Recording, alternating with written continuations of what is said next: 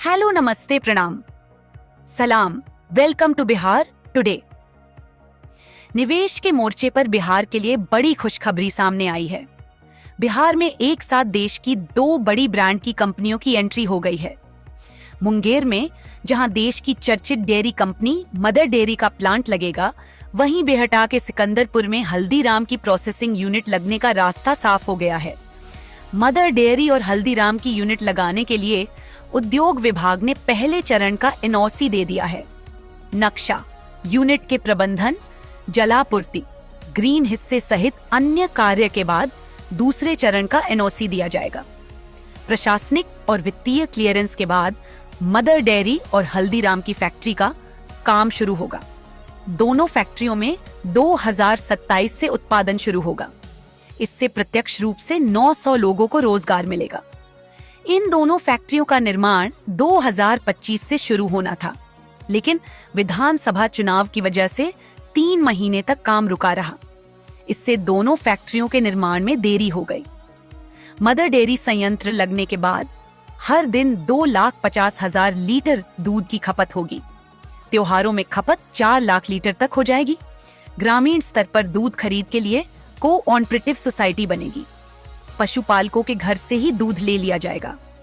जानकारी के मुताबिक जमालपुर में मिल्क प्लांट लगाने की योजना है। 15.3 एकड़ में 250 करोड़ रुपए से इसे स्थापित किया जाएगा। शिलान्यास अक्टूबर 2025 में ही हुआ था। यूनिट लगाने के लिए नक्शा, जलापूर्ति प्रबंध, रॉ मटेरियल सप्लाई और अन्य योजनाओं पर काम किया जा रहा है। संयंत्र चालू होने के बाद उससे निकलने वाले अपशिष्ट की रिसाइकलिंग सहित अन्य प्रबंधन पर काम शुरू किया जा रहा है। यह यूनिट लगने से बांका, खगड़िया, बेगूसराय, लखीसराय, भागलपुर के साथ ही पूर्वी बिहार के किसानों और पशुपालकों को फायदा होगा। 300 लोगों को रोजगार मिलेगा। किसानों की आय बढ़ेगी। उपभोक्ताओं को भी सही क्वालिटी और वाजिब दाम पर सामग्री मिलेगी। अब अगर बात करें हल्दीराम की प्रोसेसिंग यूनिट की, तो बेहटा में 12 एकड़ में हल्दीराम की फैक्ट्री बनेगी। इसके लिए जगह का चयन हो चुका है। फैक्ट्री के लिए लेआउट बन गया है। प्राथमिक स्तर पर निर्माण भी शुरू है। 300 करोड़ रुपए से फैक्ट्री बनने के बाद 500 लोगों को सीधे रोजगार मिलेगा। यह रोजगार प्रबंधन, निर्माण कार्य के साथ ही एक्सपर्ट के रूप में मिलेगा। क्वालिटी चेकिंग की व्यवस्था भी कंपनी में ही होगी, जिससे तैयार खाद्य सामग्रियों को सीधे दुकानों तक सप्लाई किया जा सके।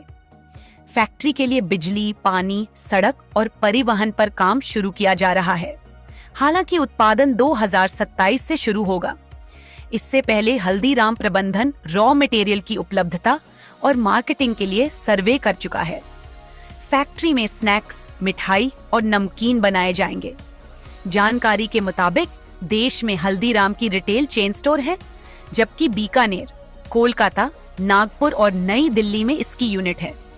इसको लेकर बिहार के उद्योग मंत्री दिलीप जायसवाल ने कहा कि हल्दीराम की यूनिट लगने से स्थानीय स्तर पर रोजगार उपलब्ध होगा।